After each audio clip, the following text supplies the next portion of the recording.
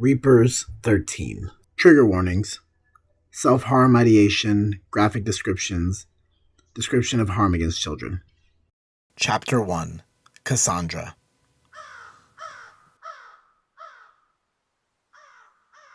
The soul and waits for those moments when you're at your lowest, when all the light in your life is gone. Staring down the barrel of the black steel revolver, my hands trembled on the trigger. It would be so easy. The quiet stillness of the forest on that gray morning invited me to join it. It beckoned me to become one of the dead scattered around. Cultists, victims. Corpses always followed at my heel, and for all my good intentions, my battles always ended the same. Nothing I do makes a difference. Nothing I do matters. The soulless eyes of a little girl stared back at me, cold and afraid. A centipede-like carapace connecting to the torso of the girl coiled around the inside of a spilled cauldron. The only cure for her near transformation was a bullet to the head. Meaningless. Everything I achieved and everything I might achieve in life would be meaningless. A shot rang in the forest, sending the crows darting away. Coward, I yelled to myself. I fired 3 more shots into the corpse of the cultist leader. His body was long dead, rigor mortis already setting in. Still, it satisfied a deep wish to kill him again and again for what he had done. But it didn't change the fact that a little girl was dead. Crows encircled flight, ready for the feast. More arrived, adding to the flock until it became a murder. I watched them with their hungry eyes, deciding on which body to partake in first. Dread beckoned me stay alert to protect the corpse of that little girl. Like shooting stars or meteors falling to the ground, crows landed around the field. They picked at the bodies with reckless abandon. How hungry they seemed. But none touched the little girl. In that way, we were kin. Many neared, many watched from the treetops to the log I sat on, maintaining the same distance as myself. For all the horrid omens they are said to represent, it is often forgotten they knew death the same as intelligent life forms. Like me, they feasted and they mourned. They understood. "I'm sorry," I said, as though the little girl could hear me. I'm sorry, I'm sorry, I'm sorry, I'm sorry, I'm sorry, I'm sorry, I'm sorry, I'm sorry, I'm so fucking sorry." Tears fell with reckless abandon. The thought kept teetering at the edge of my mind about how simple it would be to finally end that pain. But I lacked the will myself. Somehow, there was an even stronger desire, or fear, or duty, whatever it could be called, that kept my hand from finally pulling that trigger. I was forced to realize that I was trapped in a prison of my own making, and I couldn't find the key. I slumped down to the floor, leaning back against the log. What is the point of it all?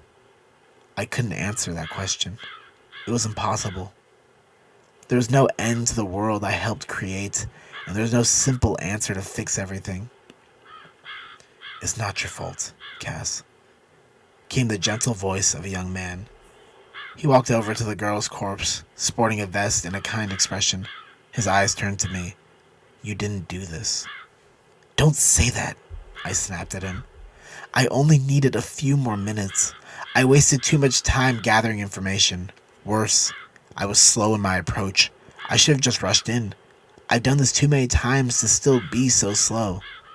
There was nothing you could do. I was the only one that could do anything." That quieted him. But by his expression, I don't think he was satisfied. I knew he was right.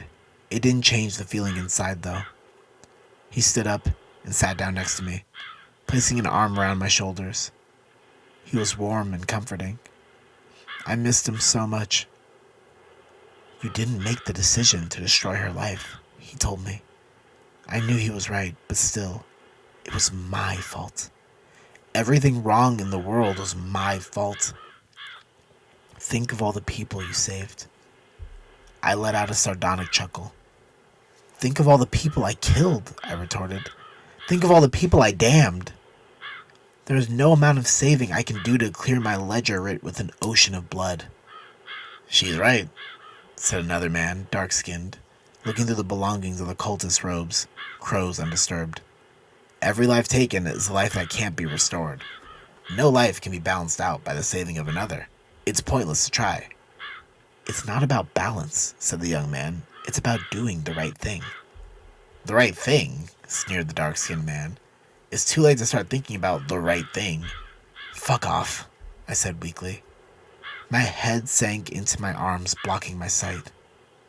When did you become this pathetic? Asked a woman's voice. I knew her well. She was a cold-blooded assassin that taught me everything I knew about killing. She never cared about individual life. I looked up from my stupor straight into her chestnut eyes.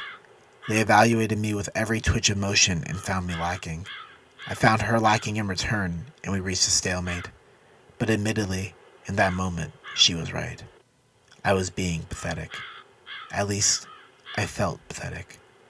But I also couldn't reason a way to see a light beyond the clouds. The clouds can only be seen because there is light, said the young man, still keeping an arm around my shoulders.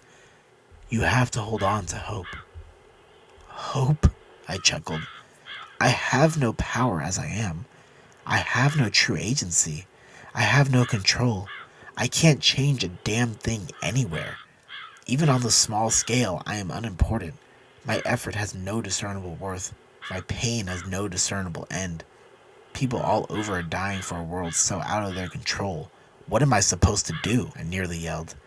I can keep going around as some sort of mercenary taking jobs that clear out monsters or a vagrant saving person to person, but at the end of the day, I save as many people as I can't. Why do I? My words didn't have the heart to finish. Maybe the world would be better off without you, the woman told me in her cold, emotionless voice. Her eyes were daggers ready to strike. My gut wound was aching. Blood was still slowly dripping. I nearly forgot about it. I've suffered so many wounds that I couldn't take them seriously anymore. My body was strong enough to handle it regardless, but this one was really taking a toll. Maybe this will be the wound to end me, I said. You know that's not enough to kill what we are, she told me. To kill us, heart or head, else we have a good chance of pulling through. Heart or head. He could have gotten a lucky shot. The council will be more than pleased to hear of my passing. The woman kneeled before me, inspecting my body. Where did they shoot you? She asked me. It was a bolt of lightning, actually. I was careless. Where? She pressed. I slowly moved my hand from my gut to show the open wound. Without the pressure, I felt the blood rush and stain my clothing. The woman showed no expression.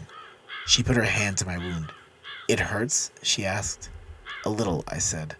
She nodded. Without mercy, she plunged her fingers deep into the wound. I flinched at the burning rush of pain flowing through my body, flaring up with every wriggle and twitch of her finger. That's enough, the young man yelled. Does it hurt now? She asked me. Yes, I grunted. Do you want me to stop? Yes, the young man yelled. I'm asking Cassandra. She needs to tell me when to stop. I was silent. She kept pressing. You like this pain because you think you deserve it. This pain is too good for what you deserve. How many people, innocent people, begged for their lives staring down that same barrel? How many of your victims pled for mercy or reminded you of their children? You killed them all the same. You think your death will atone for all of your wrongdoing? You are not a victim. You are a monster, a reaper. You are a loaded gun looking for its next target. A long life of suffering is the penance you deserve. The only places of respite left for you lie within the confines of your own memories, and even in those 100 years of moments, good days are few and far between. She pulled her hand from my gut and stepped back. You don't need to listen to her, Cass, the young man said. He lifted my arm and placed it back on my wound. You've always had a good heart. For that, you were used. That's not your fault. The world being the way it is also is not your fault. Evil people cast large shadows that ruin everything they touch. You're free from that shadow. And the moment you are freed, you've helped people. That counts for something. Mard watches us all from his place above, I said. Mard judges us all. Mard never forgets. The church is gone, the woman said. It was all bullshit anyway. We all end up in the dirt no matter what path we take. The high road, the low road, or any other all takes us to the cold, hard dirt where we die alone. We only pretend there's sights to see and people to meet along the way. If you need to put some sort of balance to the universe for your own sanity, then keep your focus. She pointed a gun down at the fallen cultist leader. Do you remember how to keep your focus? Cut out your hearts, I said. I was barely 14 when she told me that, training me on all the various guns and how to properly aim. Her training kept me alive, time and time again. The heart has no place on the battlefield. Know your side, know your enemy, finish the job, deal with the consequences later. Can you remember all that? She doesn't need to hear this, the young man interjected. Well, she asked me. The young man prepared a response, but the woman fired her gun at his feet. Well, she asked again. I can remember that, I muttered. Good. She kneeled down to the cultist leader and poked at his dead body, mimicking the crows. This here is your enemy. This place is your battlefield. It follows you wherever you go. The council broke the world using you as one of their favorite pawns. Since you need purpose, they are your enemy. You can't die until they die. You can't atone until they pay a price. You're wasting all your time staunching wounds of the world without killing the root cause. I know, I said. You're right. How many more little girls need to die before you finally strike at the heart? It's not so easy. Does it matter? She looked to the man holding me in his arms and sneered. His words poison you. He speaks of helping people on an individual scale, but that will never solve the problem brought about by those too high to see. You know what to do. These men did this for a reason. Go back to their source. Find out which cult they belong to, which master they served. Follow them to the top and kill whatever you find.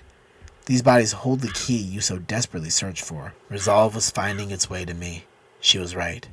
She was so right. At that moment, though, none of that mattered. I knew what I was going to do. I was going to sit in the stillness of that gray morning for a good while, and when my body finally decided to move again, I would learn what I could and find their leader. Nothing ever changed, not even in 100 years of life, but hope was always waiting just beyond the gray of the clouds. Cassandra, no matter what, I love you, said the young man. A tear dripped from my eye. I love you too, I said. In one instance, I blinked. In the next instance, they were all gone. I was alone again with just my mind and my thoughts. I suppose, though, that I was always alone. So I sat there in the stillness of that gray morning and waited for my body to decide to move again. Then something caught my eye. A note edged from the robe pocket of the leader. I stood up from my stump and took the note in hand. Ellsbury Hollow, Wednesday, 12 o'clock, it read. Bring the creature. The creature? I sneered. While I couldn't save the little girl, there was still business to be dealt with. I would remove the trash that indiscriminately kills little girls from the world. I needed to return to the town. But first, my business wasn't finished. The girl needed to be buried, and there was no one else around. I found a soft enough plot of land that the makeshift tools of the cultists could come in handy. Then I started digging. With my enhanced strength and the soft earth, at a certain point my hands were more than enough. At that moment, I separated the carapace from the girl's torso and picked her up. She was so light in my arms. I briefly considered allowing her parents to view her one last time, but no parent should see their child ripped apart and face amidst transfiguration. One eye became several in a pure black orb, antennae were emerging from her skull, and there was a bullet hole on the side of her head that ended her life. But beyond that, I could still see the look of innocence shining on her face, and if I were to place her hair just right, the girl might have been sleeping. I'm sorry, I whispered to her, before placing her in the makeshift grave. The wind howled. Gently, I covered the hole in dirt. Crows gathered around to watch. At least there were witnesses to her passing. There were no humans, but there were sympathetic eyes. Normally at a funeral, there were words spoken of some sort to commemorate the time of the deceased and discuss their impact on the planet and those around them. But we didn't know the girl. We were just the only ones around. I took a deep breath. It was time. I needed to move on from that place. What remained of the cultist bodies after the crows would be left to the pack of hyenas that wandered around from place to place, picking at the scraps of death. My presence warded them off, but once I grabbed my belongings, that would no longer be an issue. I returned to town to deliver the bad news to the little girl's parents. Cackleblight Village came into view 20 minutes later. The grim of morning faded to clear skies, brightening the orange road. I spotted the dome-shaped building behind the wall of clay surrounding the perimeter. Lampposts bordered the entrance, guarded by 2 brown-skinned soldiers with rifles in hand. The soldiers let me pass through without incident. Their job was meant to protect against creatures, not creature-like people. What came next I feared more than any beast. That look of grief shone clear and strong, able to penetrate to the deepest recesses of my soul. It was not a look I neither welcomed nor could protect myself from. All the same, I visited the home of doctors Asha and Gadisa. Asha opened the door, her eyes red from constant tears. They welled once more when they spotted me standing by myself. The woman retreated within the home without a word. It was Gadisa that welcomed me inside to a drink. "What happened?" he asked. "Where's our little girl?" His face writhed in pain and anguish. I wanted to look away, but the intensity of the gaze kept me locked to him. I sucked in a deep breath. I've delivered bad news to many a person, and yet it never got any easier. "They turned her into something else," I said. "I'm sorry." Asha's eyes became 2 full moons, gaze a fixed expression of disbelief. Gadisa seemed to be struggling with the news as well. Worms formed and collapsed on his lips with every breath. "The cultists," he finally managed to say, anger barely held back. "Are they dead?" It was the most natural of questions. Anger always inspired a desire for vindication or justice. I felt the same way. "I killed them all," I replied. I withheld the knowledge of a leader somewhere out there. Those grieving parents needed whatever comforts could be afforded to them. "But our daughter," Asha murmured between sobs. "We can't even bury the body." "Actually," I managed to say, "that's not quite true. There's a grave in the forest. Go right at the first fork and enter into the nearby clearing. You'll find where I buried her." "Thank you," she said. "Thank you for your decency." "Yes," Gadisa agreed. "Thank you. I'm glad you don't live up to the legends." "Legends?" I wanted to press further, but it wasn't the right time. They were in tears, barely keeping themselves together. They needed to be alone. My ride was waiting for me at the inn. With the news delivered, I stood up, finished my drink, and bid them farewell. "I'm sorry for your loss," I said, turning for the door. "Wait," Gadisa said. "Your payment is with the mayor." I shook my head. "Keep it." There was gratitude in his eyes, and a bit of surprise as he nodded. "Money is for a job well done. That's the last thing I would call what I did." In the corner of my eye, I spotted a squat, 4-legged creature with dozens of eyes surrounding one large central eye, clinging to the ceiling. It hid in the shadows. Arug, they were called, by the few capable of seeing them. While being ugly as sin, they were mostly harmless creatures invisible to the average human.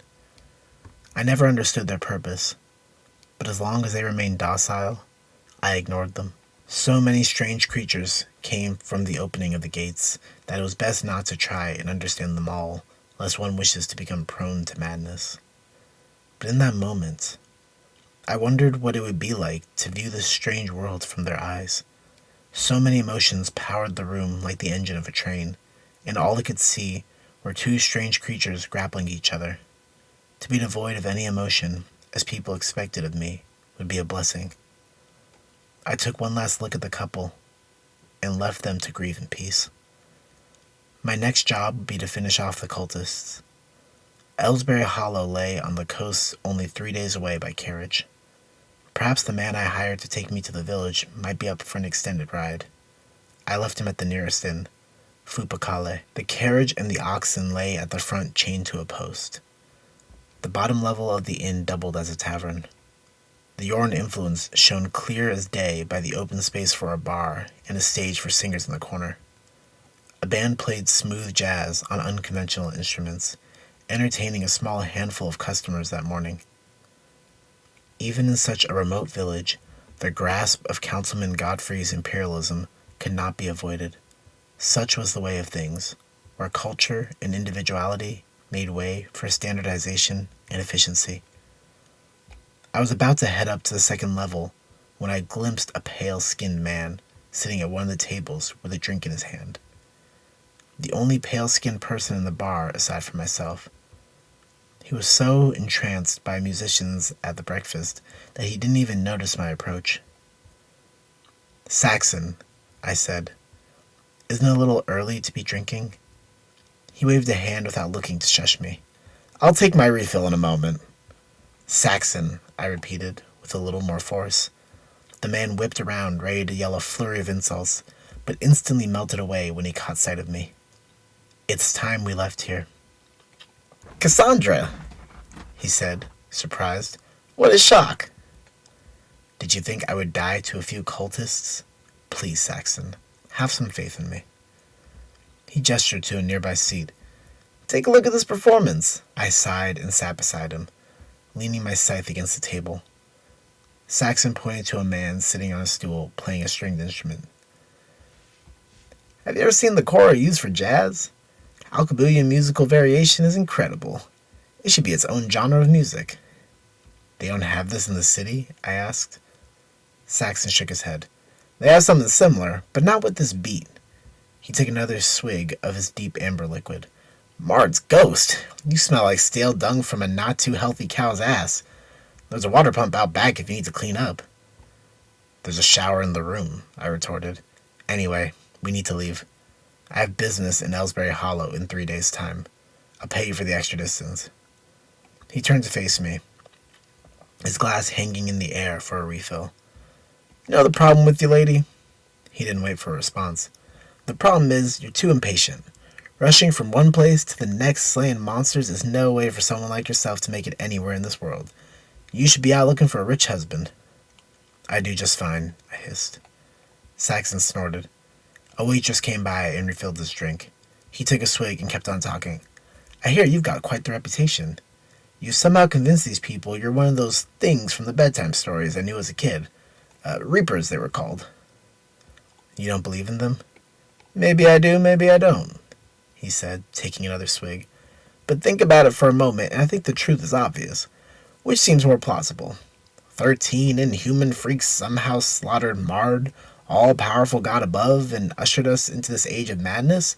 Bullshit. Or that the church was evil from the start, and they summoned the monsters. Things didn't go as planned, causing them to be sacrificed in the process, and leaving behind this shitstorm." He had his theories. Neither were true, of course, but they were entertaining to hear. I leaned back in my seat, slightly amused by his outlook. Saxon had been outspoken the entire trip. There was never a dull moment with him around. "One more song, Saxon, then I want to leave. I'll pay you your fair share in crons." Yeah, I know you're good for it." He shook his head. He absorbed the music for another minute, bobbing to the beat. "You didn't answer my question, by the way," he finally said. "Which seems more plausible?" "Humans can't kill a god," I answered, "no matter how much magic may have twisted their form. But in this world, I don't think questioning possibilities makes much sense." "Question it all," he said. Most people only know how to peddle in lies and death.